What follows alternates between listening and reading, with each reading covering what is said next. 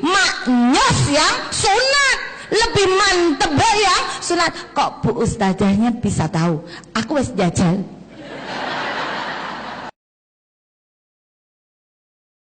Ustazah Ibu Ita Maiga Fitri dipersilakan. Assalamualaikum warahmatullahi wabarakatuh. Bismillahirrahmanirrahim. Alhamdulillahirrabbilalamin. Ashhadu an la ilaha illallah wahdahu la syarikalah wa ashhadu anna Muhammadan abduhu wa rasuluh. Wassalatu wassalamu ala asrafi anbiya wa mursalin wa ala alihi wa sahbihi ajmain, amma ba'du. Hadrata mutarami para alim ulama yang saya cintai, juga saya hormati, Bapak-bapak Kiai, pimpinan IKADI, Bapak Ustadz Abdurrahman yang saat ini sedang menjalankan ibadah haji, jamaah IKADI Kediri yang saya hormati dan saya cintai, juga jamaah pendengar setia Andika FM yang saya cintai dan saya hormati. Segala nikmat karunia hanya milik Allah Subhanahu wa Ta'ala yang telah menyempurnakan agama kita dan memberi kita petunjuk untuk memberi jalan terbaik menuju surga. Alhamdulillah kita dipertemukan di sini tanpa ada suatu halangan, suatu apapun. Salawat dan juga salam kita hunjukkan kepada junjungan kita, Nabi kita, Nabi Muhammad sallallahu alaihi wasallam, yang kita nantikan syafaatnya kelak di yaumul qiyamah. Allahumma amin. Saya keder di sini, Pak. Ternyata jamaahnya banyak sekali, luar biasa. Saya bangga menjadi orang Islam kalau begini caranya, luar biasa. Di sini belum ada yang mengenal saya ini, Pak, Bu. Belum. Bolehkah saya memperkenalkan diri dulu? Karena katanya kan tak kenal maka tak sayang, ya. Jadi saya ingin disayang. Saya mau memperkenalkan diri dulu. Nama saya lahir procot dengan nama Ith Hansen. Karena karena orang tua saya, bapak saya namanya Lee Tiong Hwan dan mami saya namanya Sim Hyan Yu. Karena kakek saya namanya I Hong Po. Berarti terbukti bahwa saya keturunan orang Cina. Betul, tapi walaupun saya Cina di sini, mungkin ada teman Cina di sini juga. Kalau misalnya ada, saya bersyukur ada temannya. Tapi kalau tidak ada, saya tidak ingin dipandang sebelah mata. Karena katanya kan carilah ilmu sampai ke negeri Cina ya Bu ya. Alhamdulillah sekarang Ibu nggak usah ke Cina, Cinanya sudah sampai di sini. Alhamdulillah. Itu. Dan karena saya bangga orang Cina masuk Islam, orang Islam masuk ke Indonesia saja yang membawa adalah orang Cina. Ma Chengqi, yaitu Muhammad Cheng Ho, itu kan orang Cina, Bu. Bahkan ketika Muhammad Cheng Ho balik ke negeri Cina, digantikan generasi penerusnya Bun Sueho. Bun Sueho adalah Sunan Ampel. Oh, Sunan Ampel ternyata Cina, Bu. Sunan Ampel punya dua anak, Sunan Derajat sama Sunan Bonang. Bonang itu kan bahasa Indonesia, ya kan? Aslinya namanya Bun Ang, karena bapaknya namanya Bun Sueho. Nah, agama saya adalah mantan kafir. Mantan kafir. Saya bangga dengan sebutan mantan kafir, Pak, Bu. Karena apa?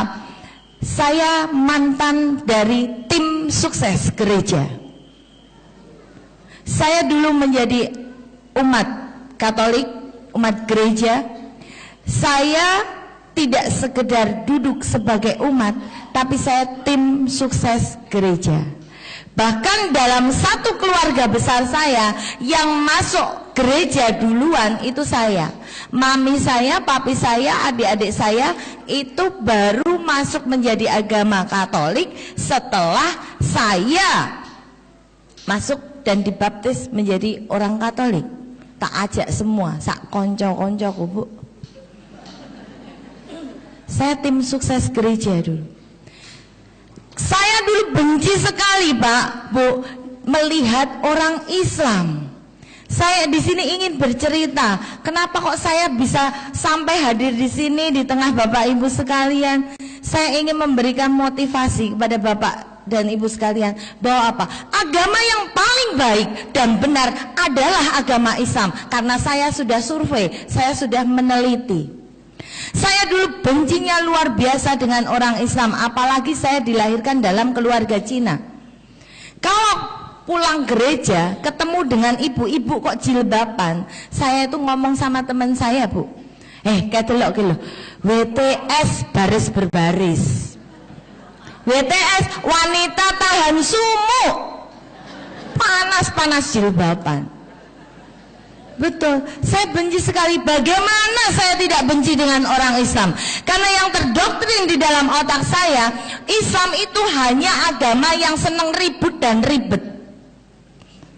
Bagaimana tidak ribut dan ribet? Sekarang jawab bareng-bareng. Yang jawabannya beda dewe, selain dewe, mesti ora patek waras. Coba didengerin, Bu, teman kanan dan kiri. Kalau jawabannya berbeda, pasti agak nggak beres. Pak, Bu, agama apa sekarang? Sing bola bali ribut kelangan sendal sepatu di tempat peribadatan. Agama apa? Islam. Nggak ada yang jawab agama Katolik atau Kristen. Wong sendal sepatu digawa dewe-dewe kok. Gimana? Agama apa sekarang, Bu, yang terdengar sampai seluruh Indonesia pun tahu? Hanya ada 2 organisasi besar, nggak akor-akor, Bu. Agama apa? Islam. Yang NU ngonekke Muhammadiyah, omongnya Muhammadiyah memang Islam orang genah. Lah kenapa? Lah iya loh, sholat tarawih setahun pisan kuwi kok mung 8 rakaat. Nanti yang Muhammadiyah ngonekke NU, omongnya NU ki ra patek Islam. Lah kok iso? Lah iya, sholat tarawih setahun pisan, mosok surate pendek-pendek. Saya paling seneng kalau ketemu orang Islam model seperti ini, Bu. Langsung tak cedeki, memang paling bener kaya aku, rasa sholat. Iya, Bu. Saya ngomong sama orang Islam, wong Islam, ngapa toh kowe kok milih agama kok rekoso-rekoso? Mbok milih agama ki sing seneng-seneng wae kaya aku mbiyen. Ra usah dadak sholat 1 hari 5 kali, tapi 5 hari 1 kali. Neng gereja seneng keplok-keplok, nyanyi-nyanyi, ora dadak jebles-jebles ke batuk. Dah. Saya ngomong gitu dulu, Bu, sama teman-teman saya. Ngapain? Neng gereja lo dandan ayu-ayu nganggo seksi-seksi, ora kenal satir. Dadi jagong lanang wedok bareng ya oleh. Penak toh? Nah, itu saya dulu betapa bencinya saya dengan orang Islam. Sampai suatu saat Allah memberikan dan menuntun saya kepada hidayah yang saya terima. Saya dituntun Allah kerja di lingkungan orang-orang Islam. Profesi saya itu dari Senin sampai Kamis adalah seorang pengacara atau advokat. Saya ngurusi di pengadilan orang cerai, orang rujuk, orang rebutan warisan, wong nyolong, wong korupsi, wong tukang ngapusi. Urusannya dengan saya di pengadilan setiap hari Senin sampai Kamis. Tapi katanya jadi orang Islam dunia akhirat kudu imbang. Akhirnya Jumat sampai Minggu saya pakai untuk full ibadah. ketika saya bekerja di lingkungan orang-orang Islam, visi dan misi saya adalah mengkristenkan teman-teman saya yang Islam, Bu. Betul itu. Saya masuk kantor tanda salib, pulang dari kantor tanda salib lagi, mau makan tanda salib, selesai makan tanda salib, mau masuk ruang sidang pun saya tanda salib, karena itu adalah tanda kemenangan orang Kristen. Begitu saya melakukan hal itu, teman saya risih. Dia bilang, tak kandani kowe iki ngopo to ket mau kok nggusahi laler wae. Saya marah, Bu. Loh, iki kurang ajar, ora kenal tanda salib. Lalu teman saya bilang, tak omongi ya, agamamu ki salah, kok dipeloni. Saya semakin marah. Akhirnya apa yang saya katakan? Sing salah ki agamamu. Kok iso?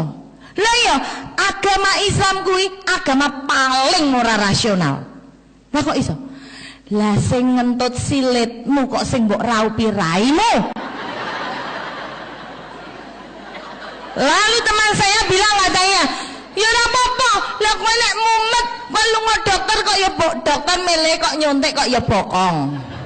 Neng kok ya sirahe mari. Saya jengkel itu, Pak. Karena kejengkelan saya pergi ke toko buku, Bu. Di toko buku saya mencari pedomannya orang Islam. Apa? Al-Quran. Di sini Al-Quran semua, Bu? Alhamdulillah. Bapak juga Al-Quran, Pak? Alhamdulillah, bukan alkohol nih, Pak nih. Semoga tidak. Ketika saya membeli Al-Quran, kan kalau di toko buku yang gede itu kan Al-Quran dibungkus plastik, Bu. Saya pilih yang paling besar, saya pikir yang paling besar itu paling lengkap.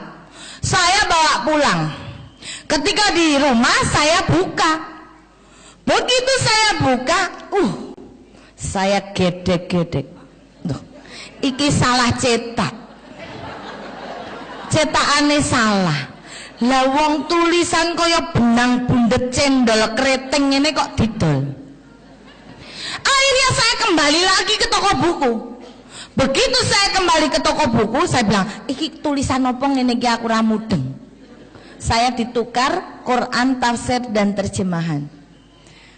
Tidak ada cita-cita saya dengan membeli Al-Quran, tidak ada sedikit pun cita-cita saya untuk menjadi orang muslim. Tidak pingin no aku dadi wong Islam. Wong kayaknya ribet banget jadi orang Islam. Tapi saya membeli Al-Quran, ambisi saya, visi saya membeli Al-Quran adalah untuk mencari kesalahan Al-Quran. Saya ingin menunjukkan ke teman-teman saya yang Islam, Quranmu salah, rasa lunga masjid, lunga gereja wae. Tapi ternyata ketika saya mempelajari Quran dari depan ke belakang, saya nggak tahu kalau baca Quran harus dari belakang ke depan, Pak, ya kuali ora apa-apa lah.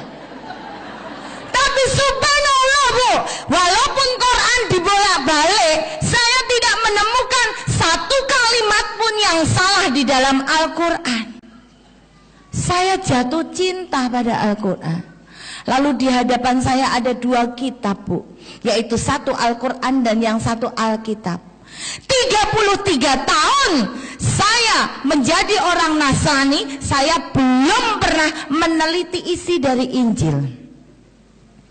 Lalu tergelitik saya, lah Quran ki wis tak pelajari, ora ono sing salah.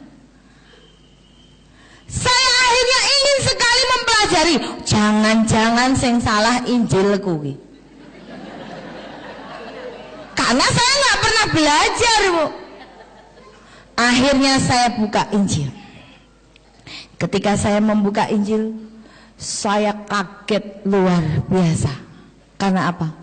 Saya mendapati sebuah ayat di dalam Injil, di dalam Imamat 11 tertulis, haram bagimu makan babi dan binatang berkuku belah lain, bahkan bangkainya pun jangan kamu sentuh. Saya kaget, tak walik meneh, loh, iki Injil, ini Alkitab isinya. Saya baca lagi, ternyata memang orang gereja itu haram makan babi. Saya mereview lah, aku kalau misa diajak romoku dulu, pastor, karena saya ada putra-putri altar yang melayani romo di mimbar. Itu saya setelah misa di Sendang sono, pulang itu saya diambil ke di warung, ditukok ke tongseng kiri. Tak omong ibu, yang orang Cina bilang hauce sencing punya hauce, enak bu. Karena saya belum tahu ayat ini. Ternyata ini tidak boleh, ini diharamkan. Bukan Alkitabnya yang salah, tapi menurut saya penerapannya yang tidak pas. Akhirnya saya buka lagi tentang Injil. Saya jadi nafsu bukanya, karena saya ingin jadi pintar. Ketika saya membuka Injil, akhirnya saya menemukan sebuah ayat di dalam Alkitab juga. Di dalam Korintus tertulis, "Hai wanita, kenakanlah tudung pada kepalamu, jika tidak botakin saja rambutmu. Pantaskah seorang wanita berdoa tanpa menggunakan tudung pada kepalanya?" Ayat berikutnya tertulis, seorang wanita yang berdoa tanpa menggunakan tudung pada kepalanya sama dengan menghina dirinya sendiri. Itu berarti wanita harus berjilbab. Tapi tak survei di gereja yang jilbaban kok mung suster. Saya dalam hati apa surgane iku mung meh dipek suster. Zaman saya di gereja, saya pakai baju model bupati pak. Cina kok mulus, buka paha tinggi-tinggi. Model baju kemeja segwilda, memperlihatkan sekitar wilayah dada. Puting beliung kelihatan sedikit. Lah saya ini kan orang Cina. Kalau muter-muter lari pagi di alun-alun, model pakaian saya pakai celana model SMS kok pak. Selangkangan metu sidik. Itu gaya busana saya dulu, nggak berukut-berukut begini pak. Itu. Dan ternyata ini ayatnya diatur bahwa seorang wanita harus menutup auratnya. Saya kaget luar biasa. Saya jadi merasa digobloki ya. Saya buka Injil lagi, ada pesan untuk bapak-bapak bu. Dikatakan di dalam Kejadian, "Hai laki-laki, sunatkanlah daging kulupmu sebagai perjanjian antara aku dengan dikau." Allah yang ngomong. Artinya lelaki itu wajib untuk bersunat pak. Sunatkanlah daging kulitmu sebagai perjanjian antara aku dengan dikau. Berarti wong lanang kan kudu sunat. Karena sunat selain untuk keindahan, karena sekarang untuk keindahan juga pak, modelnya bito-bito. Keindahan, kesehatan, juga untuk kenikmatan. Gimana ibu-ibu? Bapak udah jawab, sing ngrasake nikmat ibu-ibu. Nah ibu saya mboten jawab nikmat, niku biasanya bapaknya dereng sunat. Mangke langsung disunat ke bu. Rasanya beda, lebih maknyos yang sunat, lebih mantep yang sunat. Kok bu ustazahnya bisa tahu? Aku wis jajal. Saya pernah sama yang sunat, pernah sama yang belum sunat pak. Loh ini bukan porno, nanti saya cerita, ini pengalaman hidup. Akhirnya saya kapok jadi orang Katolik. Saya cari seorang kiai di Yogyakarta. Saya belajar di Pondok Hawariun Yogyakarta tentang perbandingan agama dan kristologi di sana.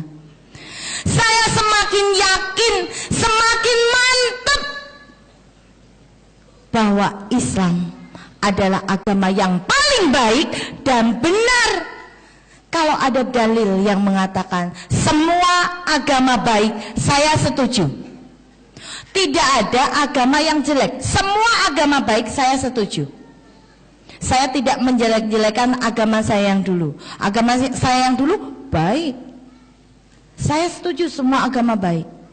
Tapi maaf, saya tidak setuju dengan dalil yang mengatakan semua agama benar. Karena bagi saya, agama yang paling baik dan benar hanya agama Islam. Itu. Dengan pernyataan saya seperti ini, saya akhirnya ngomong kepada kiai saya, Pak, saya pingin banget, saya sudah mantap jadi orang Islam. Lalu Pak Kiai bilang, oke Bu Ita, sekarang juga Bu Ita mengucapkan 2 kalimat syahadat. Saya bilang, saya nggak mau Pak. Kok nggak mau, kenapa? Pak, papi saya Cina, mami saya Cina, adik-adik saya Cina, suami saya Cina, otomatis anakku Cina kabeh. Nek anakku Jawa kan aku selingkuh berarti. Semua Cina, nggak ada yang satupun orang Islam. Kalau sampai mereka tahu bahwa saya ini masuk dan mengucapkan syahadat, aku iso dijengkangke Pak. Lah nek mau dijengkangke, sing paling susah nek dicoret dari daftar warisan Bu. Awal bapak mbokku soge.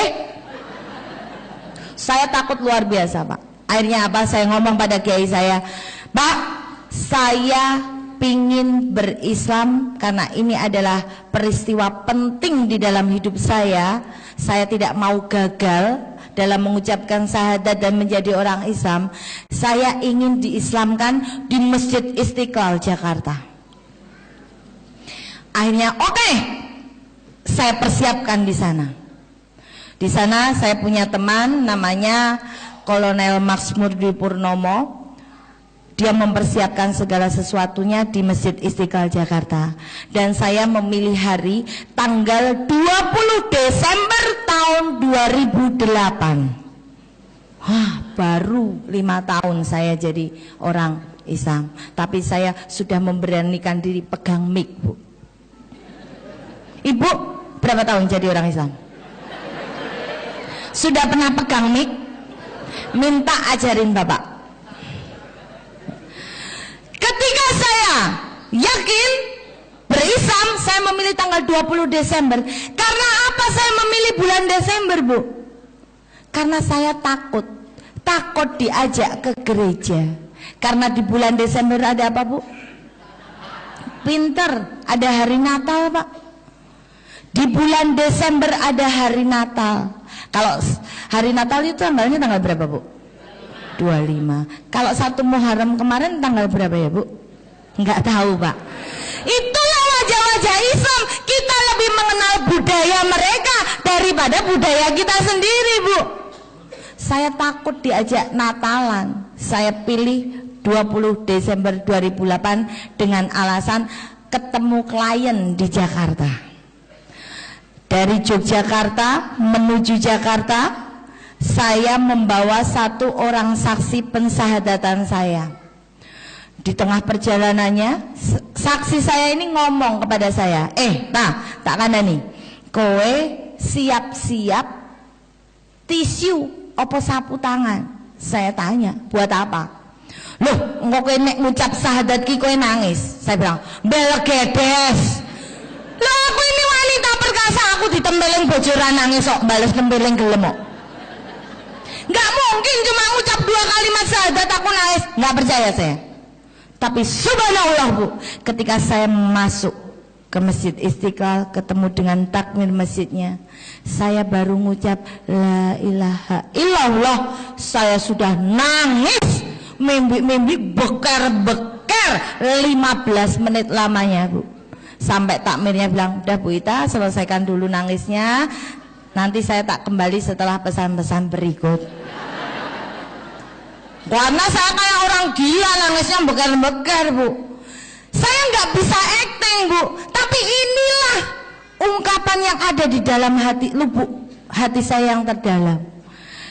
Dan ketika saya sudah selesai menangis, saya mengucapkan 2 kalimat syahadat dengan baik. Dan akhirnya saya diberi surat keterangan memeluk agama Islam. Dan ini bukti pengislaman saya. Di sini saya bukan penyelundup. Ini bukti Islam saya luar dalam, dikeluarkan oleh Masjid Istiqlal Jakarta tanggal 20 Desember 2008. Mungkin bukti pengislaman saya lebih lengkap daripada Bapak dan Ibu di sini. Itu. Ketika saya mengucapkan 2 kalimat syahadat, saya merasa ada sesuatu yang sejuk sekali masuk di dalam lubuk hati saya. Saya tersungkur, saya bertobat karena saya mengingat dosa-dosa saya yang dulu. Berapa puluh orang sudah saya masukkan ke dalam gereja. Saya menyesal sekali. Dan sejak itu memang saya bernadar, Pak, Bu, bahwa saya hidup atau mati, saya akan terus menyampaikan bahwa inilah Islam. Islam itu indah, dan saya akan membongkar dogma-dogma gereja yang saya terima. Saya bernadar saat di Masjid Istiqlal. Saya itu ngisi pengajian di Purbalingga, di Jakarta, ini di Kediri, besok di Bekasi. Alhamdulillah, Bu, saya tidak pernah mau menerima bisaroh. Karena bagi saya itu bukan makomnya. Ini hanya ilmu yang saya miliki.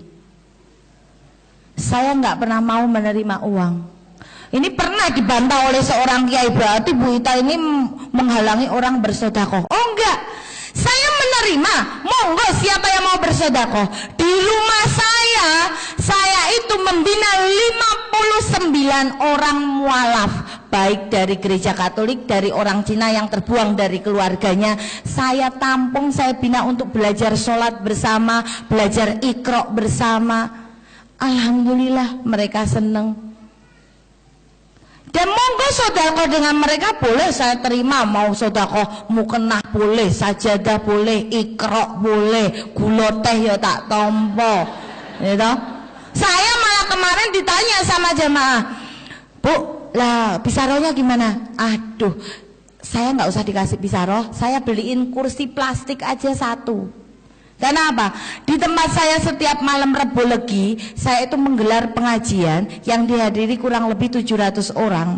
Karena saya hanya ingin ngayomi mualaf-mualaf loh. Jangan khawatir, teman kita banyak. Nah itu biasanya saya kan selalu sewa kursi.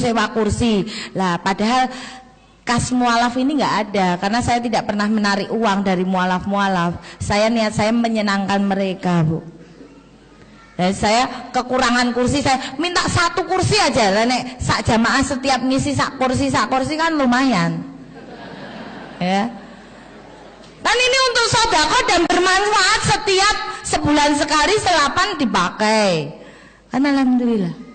Ketika saya mengucapkan 2 kalimat syahadat, Pak, Bu, saya bernada seperti itu, dan saya yakin bahwa diri saya sekarang sudah menjadi orang Islam. Ketika saya menjadi orang Islam, saya tahu hak dan kewajiban orang Islam.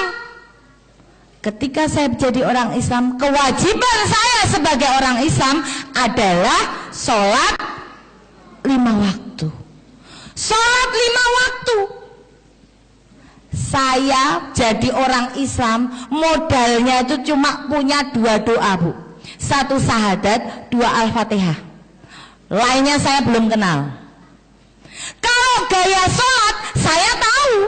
Gaya sholat ada berapa, Bu? Nggak tahu, Bu? Nah, Ibu seprono-seprene dadi wong Islam sing diteliti apa? Sing diteliti dompetnya Bapak toh, Bu? Dompetnya Bapak hilang 10.000, ngamuk. Kayak ke sopo Pak mau jajal deling-eling kayak ke sopo? Rondong di sing mbok parani. Gaya sholat orang ngerti. Terangan nggak, Bu? Gaya sholat ada 5. Yang pertama adalah berdiri. Berdiri adalah lambang taat, tiru malaikat, diperintah rawani debat. Ini gaya sholat yang pertama. Ketika tangan kita mengucapkan Allahu Akbar, kita berserah kepada Allah yang maha besar. Kalau Allah itu besar, berarti awake dhewe cilik. Makanya wong Islam nek sholat kuwi ora entuk sombong, senajan rukuke anyar, terutama ibu-ibu. Ibu-ibu cok pamer kok, Pak. Rokok anyar, le salat nobat mabit ra karo. Bismillahirrahmanirrahim. Men kancane ngerti nek rokok anyar. Niku mboten sah, Ibu. Itu, Bu. Itu gaya salat yang pertama. Ketika kita Allahu Akbar, sedekap ini kita belajar jadi mayit, Bu. Nek mayit niku tenang apa kecil-kecil, Bu? Tenang. Berarti nek jenengan mung Allahu Akbar, sedekap ana tamu totok-totok assalamualaikum, rasah dadak dijawab waalaikumsalam, kula nembe salat tenggoriin, mboten sah, Bu. Nengke wae jarno bae. Ini. Itu gaya salat yang pertama. Gaya salat yang kedua adalah apa, Bu? Rukuk. Rukuk adalah lambang menghormat. Karena awake dhewe rumangsa wis dikeki nikmat, kedep, ambegan, ngentut, angop, Bu, ora bayar ning kelurahan. Kita hanya dimohon untuk menghormat karo sing maringi nikmat. Mosok kalah karo kewan. Sapi bar dipakani jenengan nak krungun meng wah. Niku mboten, Bu. Alhamdulillah. Loh, jenengan kali sapi. Halo? Entok jenengan rumah. Halo? Mboten, Bu. Dia bertasbih subhanallah, subhanallah, subhanallah. Jenengan kalah karo entok. Tawan ngene niku zikir, Bu. Allah Allah Allah Allah Allah Allah Allah Allah Allah Allah. Mboten percaya cekel cek templek iki. Mangke tak jenengan, ya Allah. Allah, Bu. Niku. Kita jangan sampai kalah dengan binatang, Bu. Kita manusia ini diciptakan paling sempurna daripada makhluk yang lain. Gaya salat yang ketiga adalah sujud. Sujud adalah lambang mohon ampun. Kenapa kok batuk sing dijebleske? Kok duduk sikut apa bokong? Karena provinsi dosa yang terbesar manusia berawal dari sini, Bu. Utak nyolong, utak ngapusi, utak rasan-rasan, utak ngerebut bojone tanggane, Pak. Iki mesti teko kene. Ya kan? Makanya kita mohon ampun. Apa nek utak rasan-rasan ibu-ibu. Pengajian ngene cok ana sing rasan-rasan, Pak. Sebelah nyenggol. Delokke lho, cincine Siti anyar meneh kuwi lho, cincine Siti. Sebelah meneh jawil, lho iya utang karo sedulurku ki urung bayar lho. Kok cincin wis ganti-ganti wae. Sebelah meneh jawil, halah kuwi mesti udu imitasi. Udu emas, kuwi imitasi aku weruh le tuku. Ibu-ibu, Pak. Ya karena keturunan Hawa, Pak. Nek bapak Adam mas karo wong lanang kadang, Bu. Wong lanang ki meneng salah muni ya salah kok, Bu. Nggih mboten? Jajal wong lanang bali pengajian, Bu. Bali pengajian kewengen, totok-totok. Bu, bukai pintu, Bu. Bojomu bali iki lho, Bu, bukai pintu. Begitu dibukai pintu, ibu yang bukai pintu, neng karo japrut, Pak. Langsung lanangane disemprot. Dasar wong lanang ra perasaan, ora seneng kowe nek bojone merem. Hah? Minggat kowe kono. Loh. Masya Allah, Bu. Wong lanang yo meneng wong Adam. Saya meneh bali pengajian, kewengen wedi nggawa kunci dhewe. Tekan ngarep omah, sandal jepit dicangking, sarung dicencing. Buka pintu ceklek, wes alon-alon banget, dilala. Ibu dereng sare. Begitu buka coklat, astagfirullahaladzim, Pak. Jenengan niku lho mlebu omahe dhewe kok kaya maling. Bapak, ya meneng Bu wong Adam. Melas karo wong lanang kadang. Disentak-sentak terus makanya survei membuktikan rondo karo dudo kuwi luwih akeh. Rondo, bapake lemes dicelatu terus ya suwi-suwi mati. Pak, nek jenengan dilalah nasib elek entuk bojo sing kaya ngono kuwi ya modele pun Pak mboten sah dijotosi mangke ndak ketemu kula teng pengadilan. Dizikiri mawon mangke mati-mati karepe dhewe, Pak.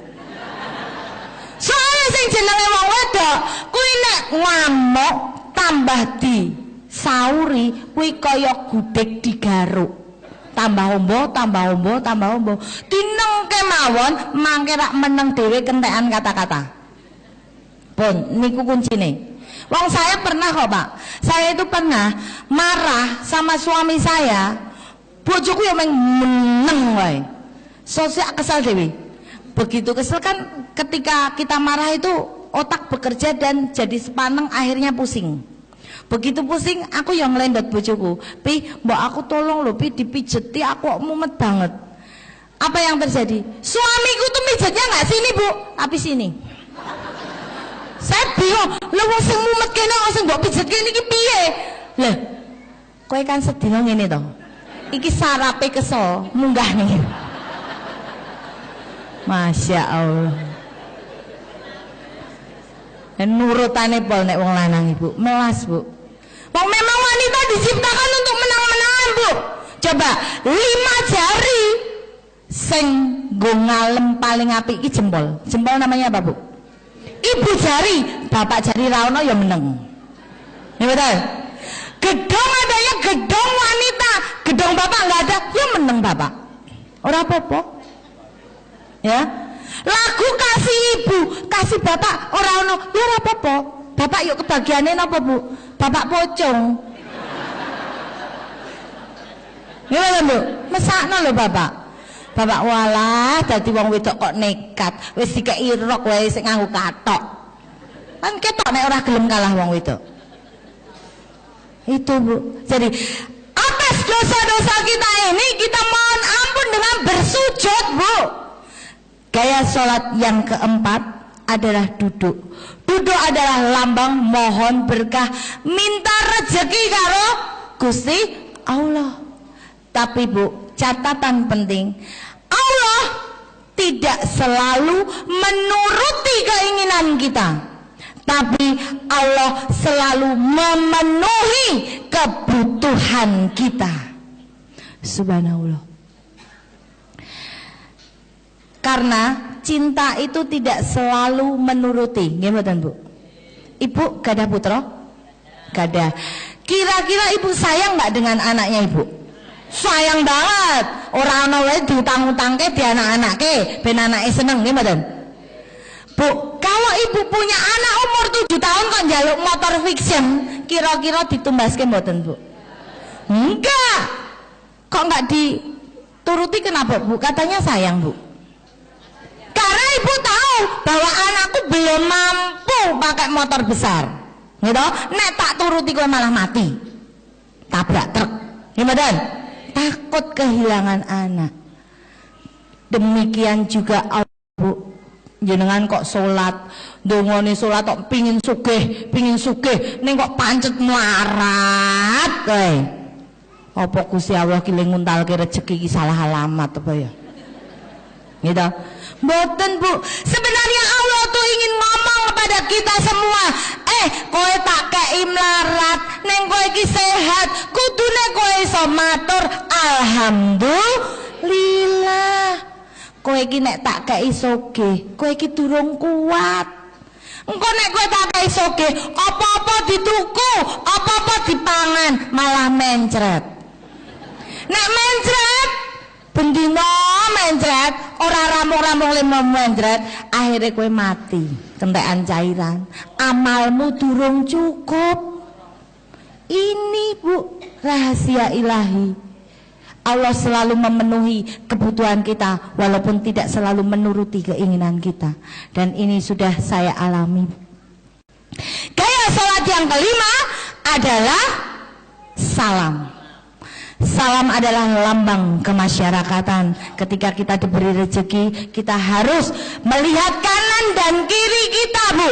Jangan sampai ada saudara kita non muslim yang justru ngopeni kancane dhewe wong muslim Bu. Itu saya pelakunya dulu. Dan modalku main supermi, indomie, pakaian bekas, obat-obatan gratis, biaya pendidikan gratis. Teko ning gone wong Islam. Tak kei, tak bayari sekolah, sesuk kowe lunga gereja. Gelem ora? Gelem. Ngicrik wong Islam do lunga gereja kabeh. Ini. Mari kita sebagai muslim rapatkan barisan untuk menengok kanan dan kiri kita siapa saudara Islam kita yang masih kekurangan. Mari kita ulurkan tangan kita untuk membantu mereka. Karena sedekah ini bisa untuk memperpanjang umur, Bu, ternyata. Contoh yang paling sederhana, Bu. Ibu punya ayam 2, siji ngendokan, siji ora tau ngendok. Lebaran tiba kira-kira sing dibelah sing ngendokan napa sing mboten? Sing mboten, nggih ta? Padha. Malaikat Israil meh nyekel nyawane Mbah Tumini cek dipenging karo Gusti. Malaikat aja wong kuwi. Kuwi lomo, kuwi engko ndak masjid ora dadi-dadi, musala ora dadi-dadi, wong kuwi sregep sedekah. Aja sing kuwi kae lho sing ora tau sedekah cekelen. Sing ora sedekah mbok mlayu ning dipleter karo malaikat. Kecekel, sembelih, kapok. Sedekah ini untuk memperpanjang umur, Bu. Saya punya cerita. Saya itu hanya pegang duit 260.000 rupiah, Bu. Saya punya 3 orang anak. Ketika saya menjadi seorang janda, saya bingung. Waduh, saya punya 3 orang anak dengan 2 pembantu, saya cuma tinggal pegang 260.000. 260.000. Apa yang harus saya lakukan dengan uang 260.000 ini? Saya tanya anak-anak saya satu persatu. Ternyata dari 3 orang anak, yang jawabannya paling mengena di dalam hati saya adalah yang paling kecil, yang TK. Dia katakan gini, "Mah, kasihin orang aja, Mah. Jadi kalau kita butuh apa-apa kan kita bisa dikasih orang."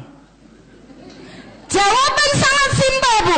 Tapi akhirnya saya kembali berpikir, iya ya, dikasih ke orang itu artinya disodakohke, supaya kita mendapat berlipat ganda.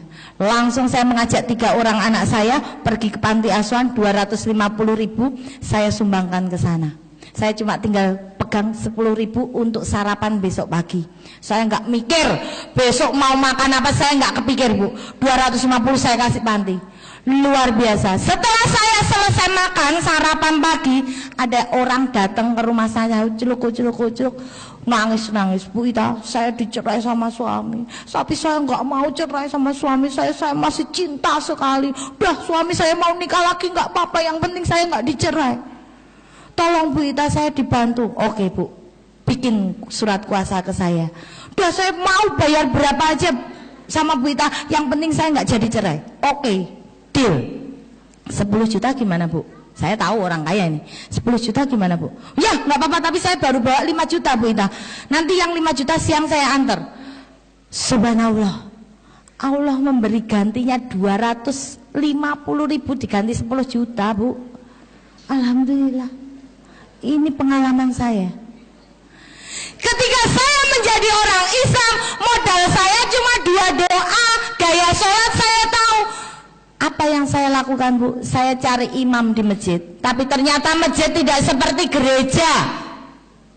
Kalau di gereja 24 jam romo pastor ada di gereja. Cari sewaktu-waktu pasti ada. Begitu saya mau sholat asar, saya ketinggalan makmum. Tengok kosong, masjidnya melompong, nggak ada imam, nggak ada siapapun juga. Padahal waktu asar sudah hampir habis. Saya bingung, saya langsung berwudu. Habis wudu, saya cari imam, nggak ada. Wes, pokoknya niatnya aku sholat. Apa yang saya lakukan? Allahu Akbar, syahadat.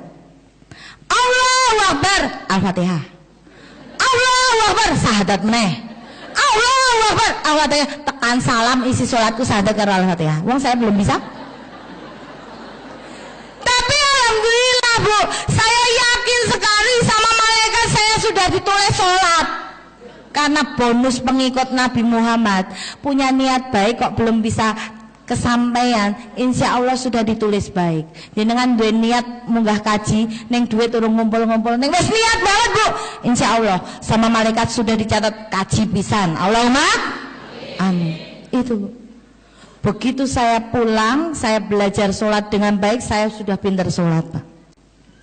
Begitu adzan berkumandang, saya masuk kamar mandi, wudu, masuk kamar tak kunci. Kok dikunci? Wedi bojoku karo anakku ngerti. Karena saya masih takut. Akhirnya kegiatan saya ini diamati oleh suami saya. Iki anggar masjid bengok-bengok, bojoku iki kok mesti mlebu kamar iki ngopo? Bayangkan Bu, suami saya itu beratnya 110 kg. Kuat toh? Makanya Pak, hati-hati dengan ibu-ibu. Ibu iki kuat nggawa barang abot. Jadi hati-hati. Begitu dia penasaran, dia manjat kursi, ngintip di jendela. Saya lagi sholat, langsung dia bengok. Oh mah Cino gemblong. Aku sholat dia mau gemblong Mak. Jajan. Saya sudah duk. Saya keluar dari kamar, saya sudah persiapan ini bakal mesti diseneni. Betul. Begitu saya keluar dari kamar, bojoku langsung jagong, tak kandani kowe. Saya dulu aku mbiyen urung dadi Islam wani kowe ngomong ngono tak sampluk kowe. Tapi wong saiki aku wis dadi Islam, di Islam diajarkan bahwa kita sebagai wanita itu harus patuh, harus bakti kepada suami. Ini penting di dalam Islam. Aku nggak berani, aku harus patuh karena engkau masih suamiku di sini. Saya duduk. Akhirnya suami saya bilang, mah, tak kandani ya. Kowe kuwi sarjana, mawi kowe ki S2 lho. Kok kowe gelem-geleme digobloki wong SD Impres ora tamat? Kiaimu kae SD Impres ora tamat, tak omongi. Kok kowe gelem-geleme nurut karo SD Impres ora tamat? Lah piye Bah, kepiye? Loh, ngapain? Kamu itu seorang sarjana, kamu tahu bahwa bumi itu bulat. Ngopo kowe ndadak salat madhep kiblat? Wong bumi bulat tak Tuhan ning ndi wae ketemu wong muter-muter ya meng ning kono. Kalau ibu bapak dapat pertanyaan gini bingung. Untung saya sudah pintar, Pak. Ketika saya dapat pertanyaan seperti ini, saya langsung tidak berbicara tentang Al-Quran karena suami saya tidak percaya dengan Al-Quran, percayanya kepada Alkitab. Saya bilang, Pak, sing ngongkon aku sholat madhep kiblat itu adalah Alkitab. Di dalam Alkitab tertulis dengan jelas, di situ dikatakan sujud dan berdoalah kepadaku sesuai dengan arah baitku yang kudus. Berarti ada arahnya.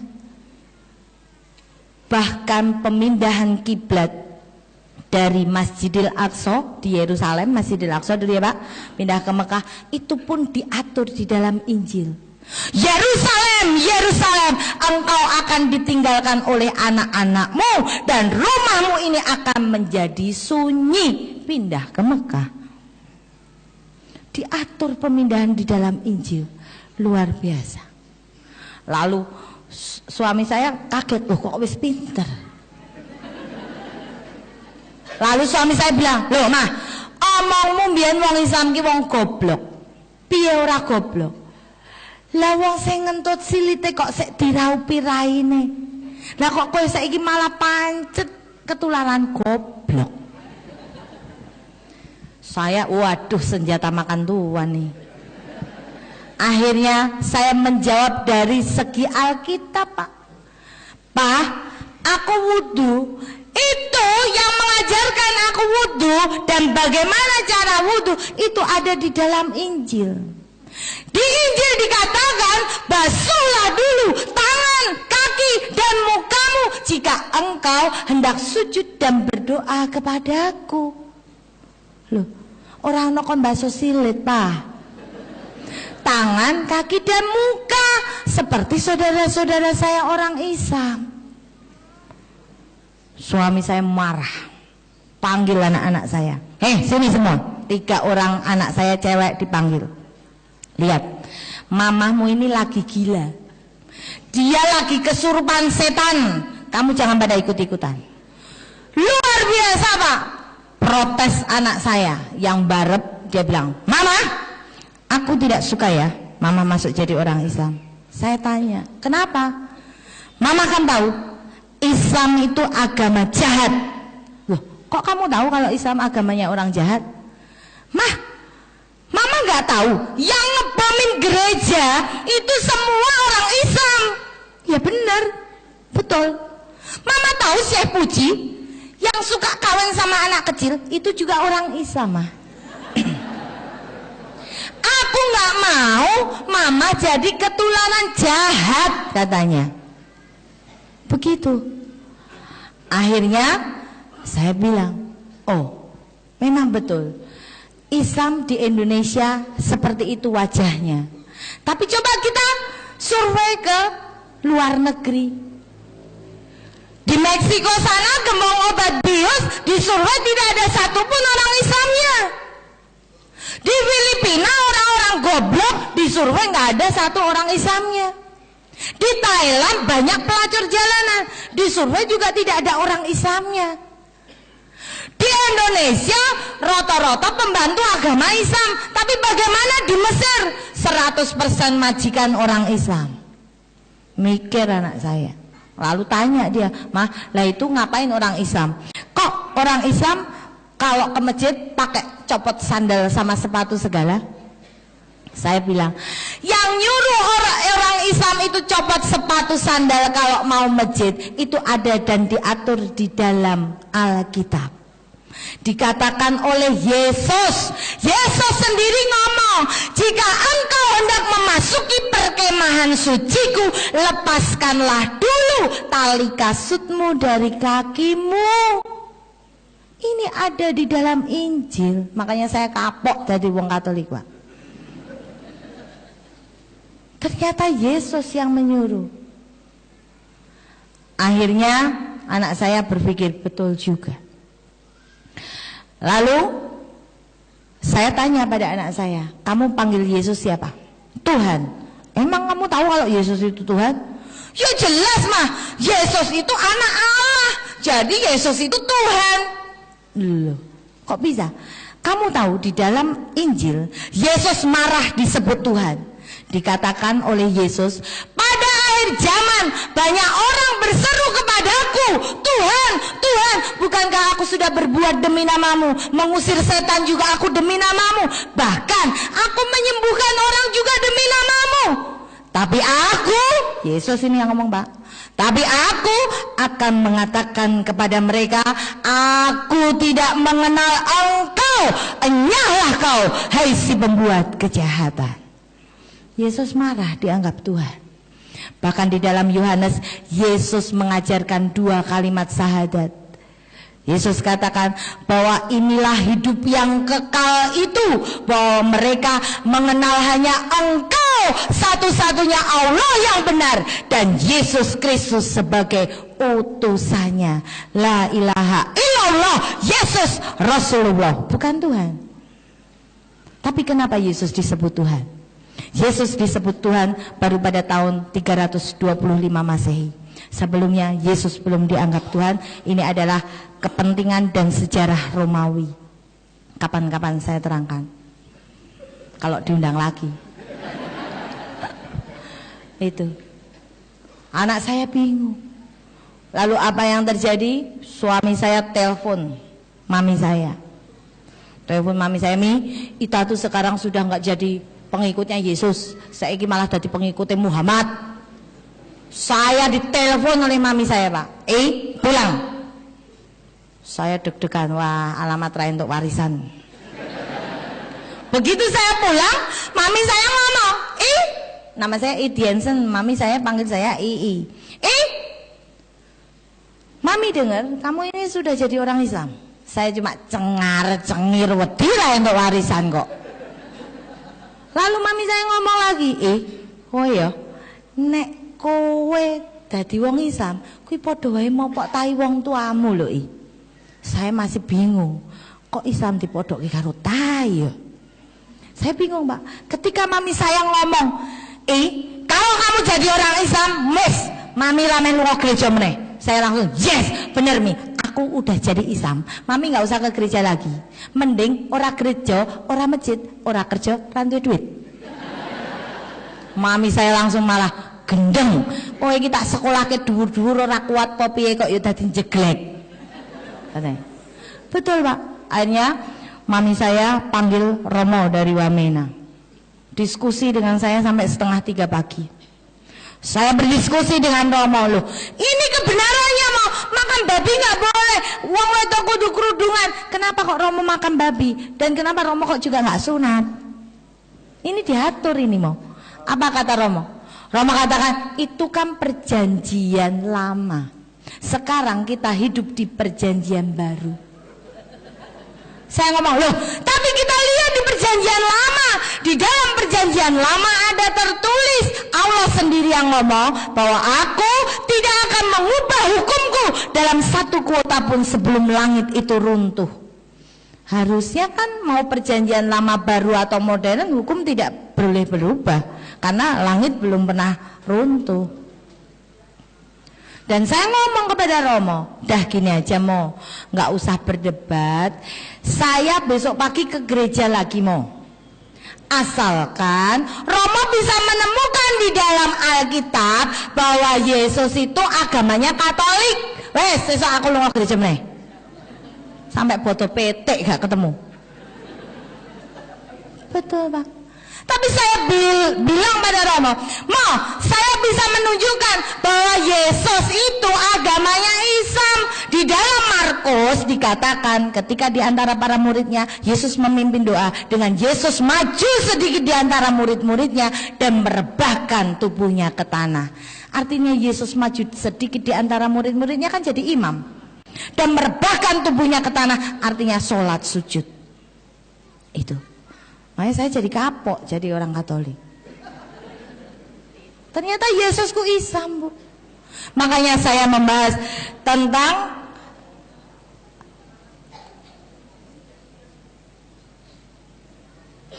"17 alasan menjadi pengikut Yesus yang setia harus berislam." Karena ternyata Yesusku Islam. Saya jadi mu'alaf baru 5 tahun, tapi saya sudah menerima demo dari mana-mana Bu. Saya siap. Bahkan saya diancam, saya siap. Karena apa? Di dalam saya berdakwah, saya pernah ada orang datang ke tempat saya, dia mengatakan begini, Bu Ita, saya tidak setuju dengan dakwahnya Bu Ita. Saya tanya, kenapa? Dakwah mana yang tidak setuju Pak? Dia katakan bahwa berani sekali Bu Ita mengatakan Yesus itu bukan Tuhan. Saya ngomong ke orang itu, Pak, kalau pingin tahu, pingin diskusi bahwa Yesus itu bukan Tuhan, mari masuk ke rumah saya, mari kita diskusi secara damai. Saya punya bukti 101 bukti di dalam Injil. Yesus sendiri yang mengatakan dirinya bukan Tuhan. Apa jawab dia? Saya tidak butuh diskusi dengan Bu Ita. Lihat saja Bu Ita, suatu saat pasti kejadian. Saya kaget, oh Anda mengancam saya. Maaf Pak, saya tidak pernah takut dengan ancaman terminal seperti itu. Saya katakan pada saudara, ketika saya sudah melangkah maju menjadi seorang Islam, saya tidak akan pernah mundur 1 langkah pun. Justru dengan ancaman ini aku lembengok saya seru. Saya tidak pernah takut. Mungkin bisa saja dengan uang jenengan saya masuk sel. Bisa. Karena ada beberapa oknum polisi yang mungkin doyan duit. Bisa saya masuk sel. Tapi hikmah yang saya terima ketika hal itu terjadi, saya diberi waktu lebih banyak oleh Allah untuk saya lebih mendalami Al-Quran dan Alkitab di dalam sel. Atau kalau dengan dia tidak suka dengan saya, dia sewa orang untuk membunuh saya ditembak, dar, saya mati, insya Allah mati saya kusnul khotimah. Allahumma amin. Dijemput oleh bidodoro-bidodoro surga. Bidadari kan wedok Bu, aku pengennya dipetuk lanang kok. Itu Pak. Nah, saya tidak pernah takut. Kenapa? Di dalam saya berdakwah, saya sudah mengalami 2 hal buruk di dalam hidup saya. Pertama, saya harus cerai dengan suami saya. Kedua, saya menjadi hubungannya tidak baik dengan keluarga besar saya karena mereka kecewa. Kenapa dulu saya mengajak mereka masuk gereja, sekarang malah belok sendiri. Itu adalah peristiwa yang paling buruk di dalam hidup saya. Ketika saya sudah memutuskan menjadi orang Islam, saya masih takut saat itu, Pak. Karena apa? Saya curhat pada Allah. Karena apa? Allah katakan, kan kalau curhat sebaik-baiknya curhat itu hanya kepada Allah. Kita satu hari ikrar 17 kali, iya karena budu, iya karena ta'in. Gak usah curhat dengan siapa. Saya curhat pada Allah, Bu. Saya katakan pada Allah, Allah aku tuh jadi orang Islam, pingin ngeresi itu so. Tapi kenapa suamiku belum mau jadi Islam? Lah nek aku pingin, Pak. Kiku-kiku kan sedina ping 5. Kan aku nambah dosa sama dengan berzina. Nggih, Pak, Bu. Lah aku masih muda kok, Pak. Doyan. Kan berarti setiap hari saya nambah dosa. Lah kok aku dadi wong Islam malah dosane akeh. Saya curhat pada Allah. Dan Allah langsung memberikan petunjuk. Suatu saat saya ngonangi bahasa Indonesianya apa iki? Mengetahui, memergoi, betul. Mergoi bahasa Jawa, Bu. Ya, mengetahui itu tadi. Mengetahui bahwa suami saya berzina dengan pembantu saya. Astagfirullah. Ayune ngono kok ya iso-isone bojone selingkuh. Apa meneh ibu-ibu sing rapate ayu. Encang wae, Bu. Betul, Pak. Saya masih belum sadar saat itu bahwa ini adalah petunjuk Allah. Pertama, tak nengno. Kedua, tak anggap kilaf. Ketiga, baru saya sadar ini petunjuk Allah bahwa saya harus lepas dari suami saya. Akhirnya saya ngomong pada suami saya, cerai aja. Kata suami, oke, cerai dengan kamu nggak masalah. Tapi bondong gak aku anak gowo kowe. Oke, boleh. Saya bawa 3 orang anak, Bu. Saya bawa 3 orang anak, harta saya berikan ke dia. Hotel saya berikan ke dia. Karoseri mobil saya berikan ke dia. Semua dia bawa. Saya hanya membawa 3 orang anak dengan uang 600.000 rupiah. Saya kontrak di sebuah rumah. Nelongso saat itu, Bu. Ternyata dadi Islam kok abot banget. Aku kudu ngakani anakku dewe. Tidak ada bapaknya. Anak ikut saya semua. Anak saya kebutuhannya sangat luar biasa karena terbiasa hidup enak. Nangis, Bu. Tapi saya di depan anak tidak pernah menangis. Saya menunjukkan bahwa saya adalah wanita yang tegar dan kamu harus jadi seperti mama. Saya menangis hanya setiap saya tahajud dan duha. Duha saya 12 rakaat, tahajud saya 8 rakaat. Saya tidak pernah mau ketinggalan. Ketika saya curhat pada Allah, Allah memberikan anugerah yang luar biasa. Pada saat itu, rumah yang saya kontrakin itu dijual. Mau dijual. Lah saya kalau dijual saya tinggal di mana, Bu? Saya kontrak di seorang janda. Ya udah kalau Bu Ita mau beli ya dibayar aja. Ya udah Bu, nanti saya bayar. Tapi saya belum pegang duit, Pak. Duit harganya berapa? 600 juta. Aduh, gimana caranya? Saya ulur, dablek pokoknya kontrak di situ dablek. Wong saya nggak tahu harus kemana lagi. Akhirnya dia pinjam duit saya 2 juta saya pinjemin, 1 juta saya pinjemin. Akhirnya alhamdulillah lunas 600 juta. Dengan perjuangan saya. Itu pun Allah masih memberikan anugerah lagi pada saya. Zamannya Ayu Ting Ting, Bu. Saya dikasih bujang Ting Ting. Bujang Ting Ting, Bu. Alhamdulillah. Akhirnya dia melamar saya tanya, loh kamu nggak takut po nikah sama janda anak 3, apa kamu nggak rugi? Loh aku ini malah orang paling untung sedunia. Lah kenapa? Beli 1 dapat 4 kok. Alhamdulillah, Bu. Dan alhamdulillah bisa menjadi imam di dalam keluarga saya. Saat itu anak-anak saya pun belum mau, Bu, jadi orang Islam.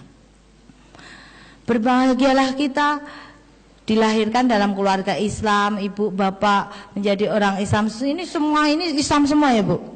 Nah, saya tak tanya, ibu kok milih agama kok Islam? Terus nabinya siapa, Bu? Nabi Muhammad. Lalu sing ibu senengi kuwi kira-kira agamane sik apa jatuh cinta sik mbek nabine sih, Bu, sakjane? Hah? Milih agama kok dadak Islam, milih nabi kok ya dadak Nabi Muhammad. Sing mbok senengi kuwi agamane sih apa jatuh cinta sih mbek nabine, Bu? Hah? Bapak apa, Pak? Nabinya, betul.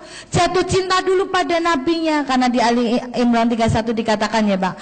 Qul in kuntum tuhibbuna fattabi'uni yuhibbukumullahu wa yaghfir lakum dzunubakum wallahu ghafurur rahim.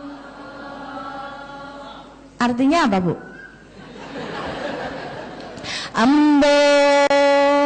Loh, padahal ibu paling seneng lagu idola Tombo Hati katanya, Pak.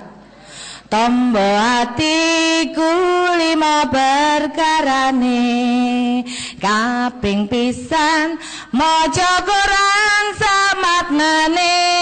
Sampun, Bu? Dereng. Nek maca Quran sampun maknane dereng nggih.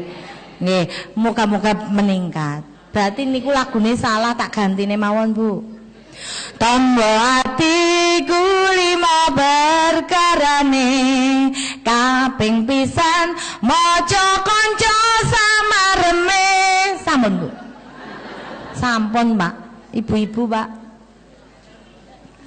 Ya, itu artinya, Bu, katakan Muhammad, jika umatmu mereka itu mencintai aku, mencintai Allah, senanglah dulu pada nabinya, baru senang pada agamanya. Seperti saya pada pagi hari ini, saya ditelepon Pak Agus Rahmat. Pak Agus Rahmat ya? Pak Agus Rahmat ya. Telepon saya, Bu Ita ngisi di Kediri, di Kadi. Ini nggak langsung, Bu, pakai proses telepon dulu. Saya diseret Pak Agus ke sini. Ibu kenal dengan Pak Agus Rahmat, Ibu? Kira-kira orangnya baik apa elek? Baik. Ono wong rawani ngomong elek. Insya Allah, Bu, kalau Pak Agus ini baik, sing digawa ya apik. Demikian juga Islam. Islam sing gawa siapa, Bu? Nabi Muhammad. Nabi Muhammad sing gawani sing maha kuwasa, kon ngedumke karo para menungso sing pengen urip mulya ning alam donya, ning syarate kudu salat sedina ping 5. Sampun nggih, Bu. Sing bedake awake dhewe karo kethek, Bu, niku salate, Bu. Kabeh binatang mangan langsung tutuk, mboten? Nggih ya? Cup cup cup. Mung kethek sing mangan nganggo tangan sik gek dilebokke cangkem padha karo menungso. Mbuh menungso sing niru kethek apa kethek sing niru menungso kula mboten paham. Gitu? Padha semua model gaya kethek kita bisa. Yang membedakan nek kethek ora salat, awake dhewe salat, Bu. Dadi nek jenengan mangke dalu kok diambung bapak mboten tahu salat, berarti padha karo diambung. Rungokno, Pak.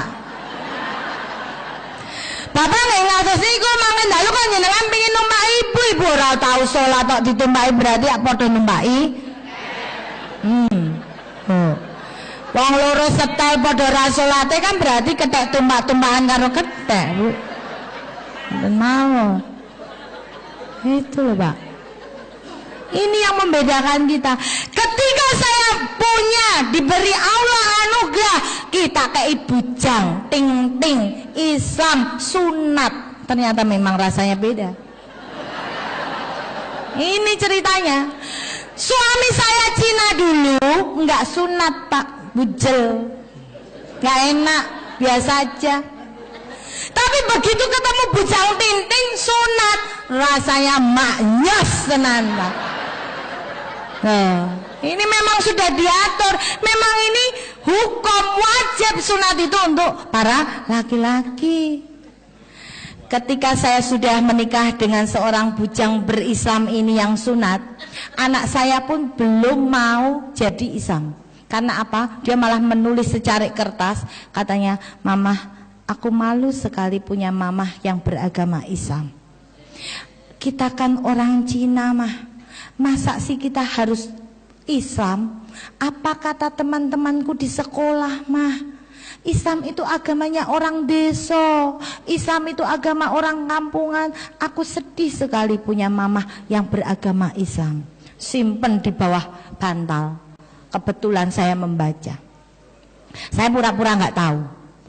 Saya hanya curhat pada Allah. Allah, aku pingin sekali membentuk sebuah keluarga yang sakinah, mawadah, warahmah dan barokah, di mana semuanya adalah orang-orang Islam. Saya curhat, tahajud terus pada Allah. Suatu saat apa yang terjadi, Bu? Saya tidak pernah meninggalkan berjamaah di masjid bersama dengan suami saya. Pulang dari jamaah, senyum-senyum, ceria, mengucapkan salam. Anak saya menangkap sinyal. Wih, ternyata Islam itu indah ya. Setiap pulang dari masjid, mama selalu tersenyum sama papi.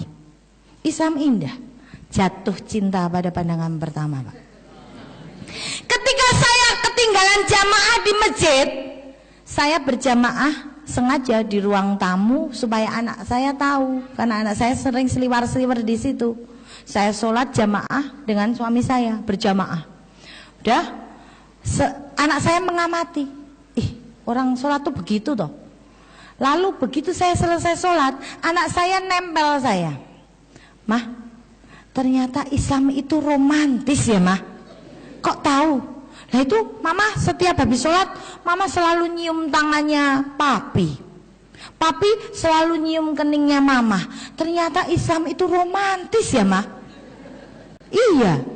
Dia berpikir cukup lama ngelamun, tak nengke wae. Wis kono jatuh cinta pada Islam. Betul, Mak. Pulang saya dari kerja, mau parkir mobil, di stop oleh anak saya. Mah, tunggu dulu, Mah. Kenapa? Mah, ini sudah 3:30 sore.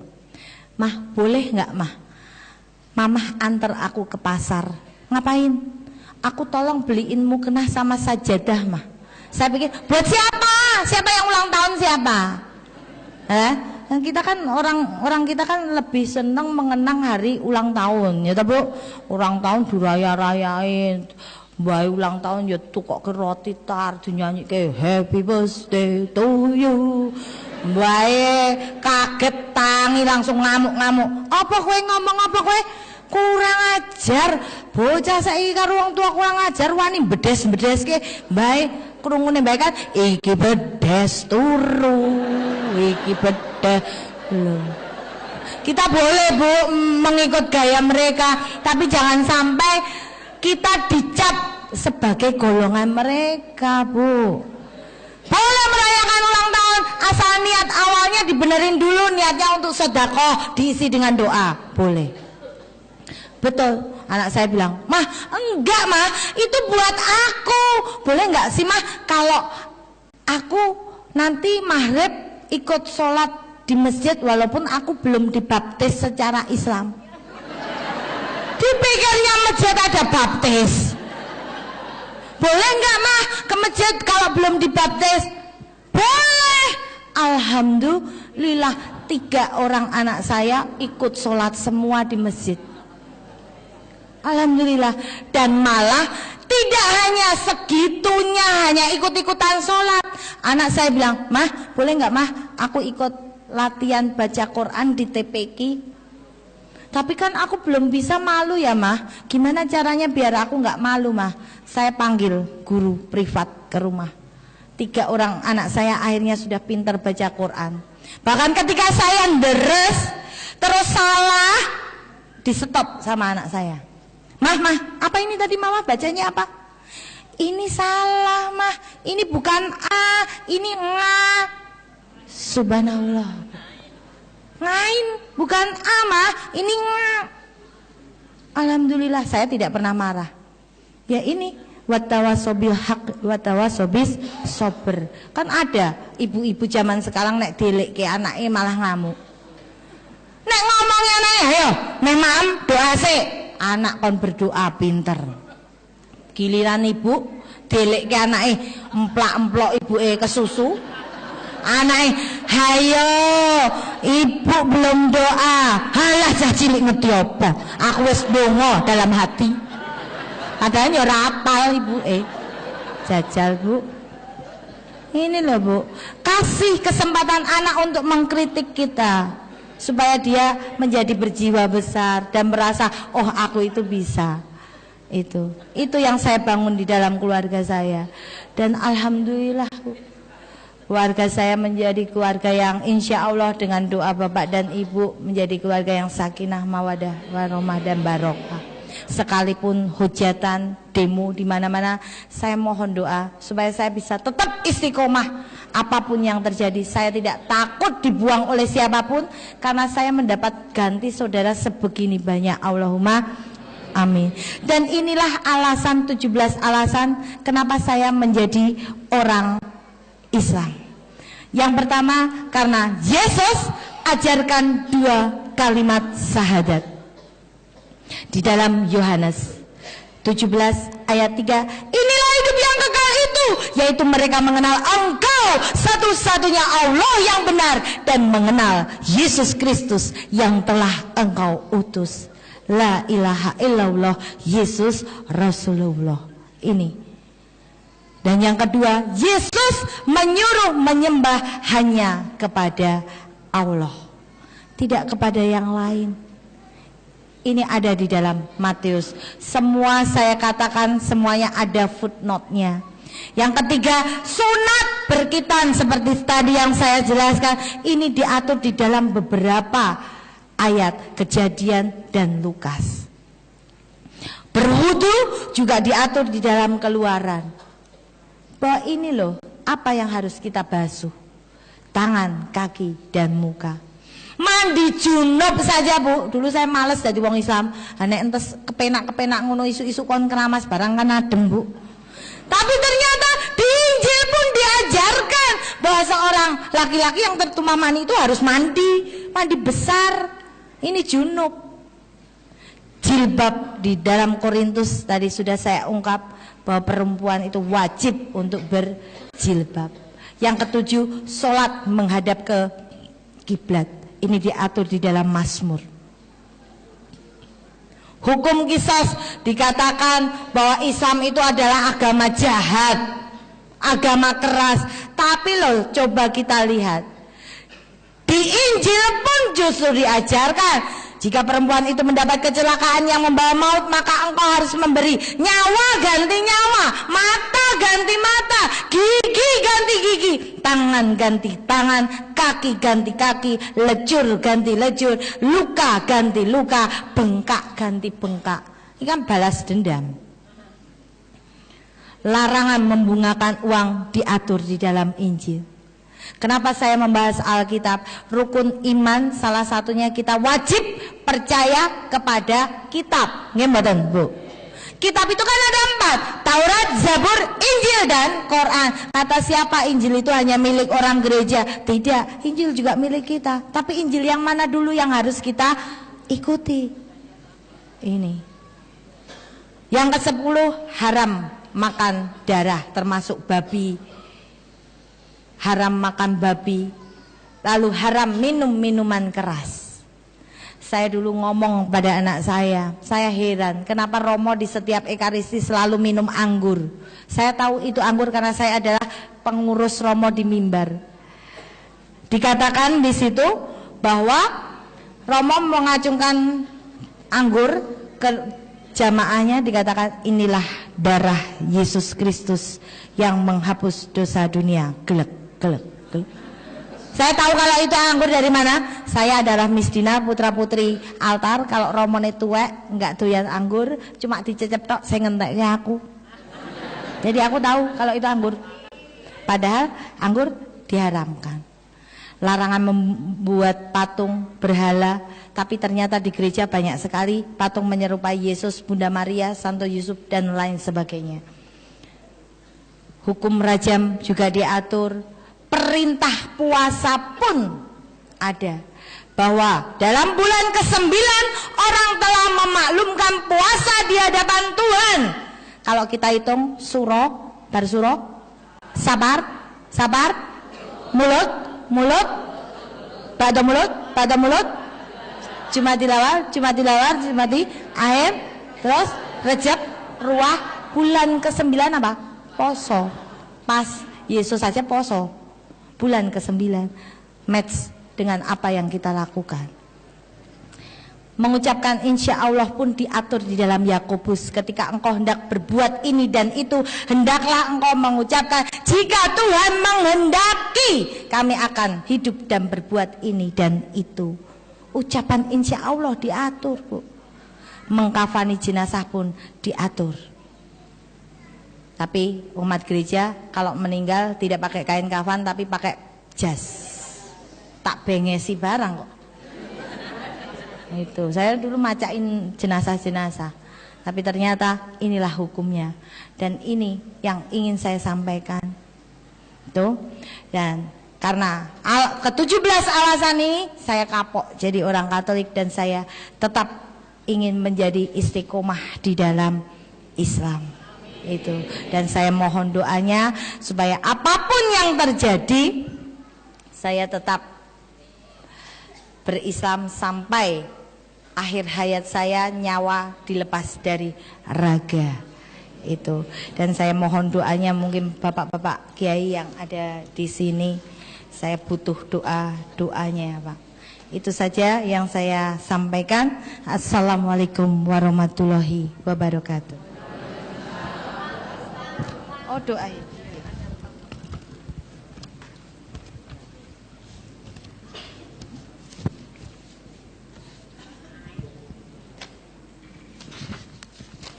Ini kan ada Pak Kiai kan, Bu? Hah? Oh, oke.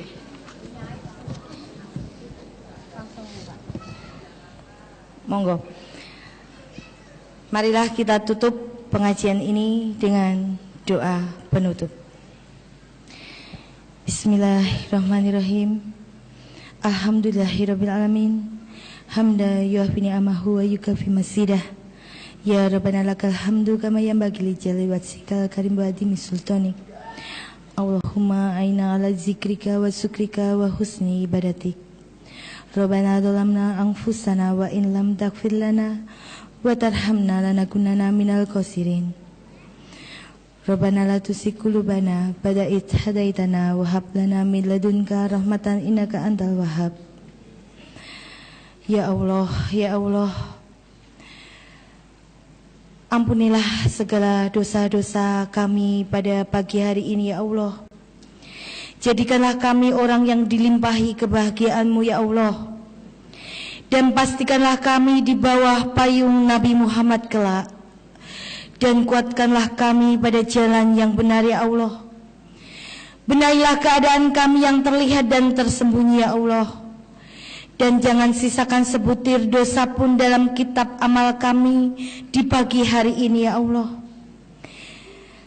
Jangan Kau sisakan satu butir pun dosa dalam buku amal kami, kecuali telah Engkau hapus ya Allah. Dan jadikanlah semua yang kami lakukan pada hari ini ya Allah sebagai kemenangan umat Islam di setiap tempat-Mu ya Allah. Tidak mungkin kami mengembalikan setiap kesulitan kami ya Allah, kecuali hanya kepada-Mu.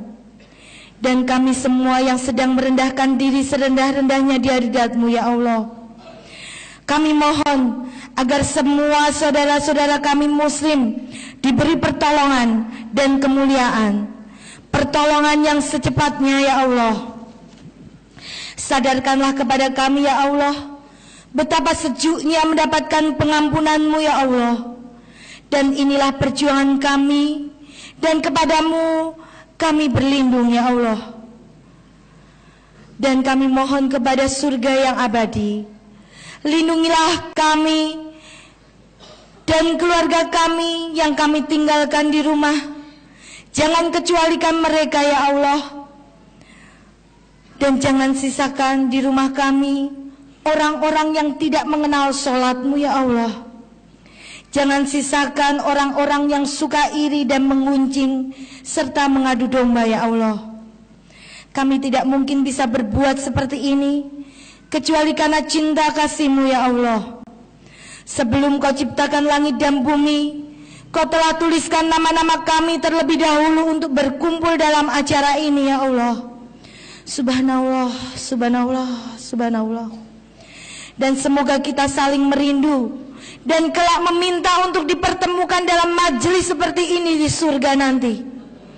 Pertemukanlah kami di surgamu ya Allah. Subhana rabbika rabbil izzati amma yasifun wa salamun alal mursalin walhamdulillahi rabbil alamin. Assalamualaikum warahmatullahi wabarakatuh.